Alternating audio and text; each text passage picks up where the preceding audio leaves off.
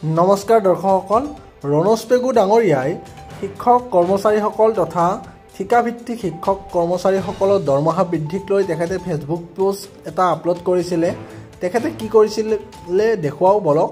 পিছপৰা আৰু drop out ছাত্ৰীসকলৰ শিক্ষাৰ বাবে উৎসৰ্গিত কষ্টৰবা গান্ধী বিদ্যালয় সমগ্ৰ শিক্ষা অসমৰ অধীনত কৰ্মৰত ঠিকাভিত্তিক সহ শিক্ষকসকলৰ প্ৰতিনিধিবৰ্গৰ সৈতে জনতা ভৱনত আলোচনাত মিলিত হওঁ আৰু শিক্ষক কৰ্মচাৰীসকলৰ দৰমহা বৃদ্ধিৰ লগতে আন কেইবাটাও দিশত আলোচনা কৰোঁ।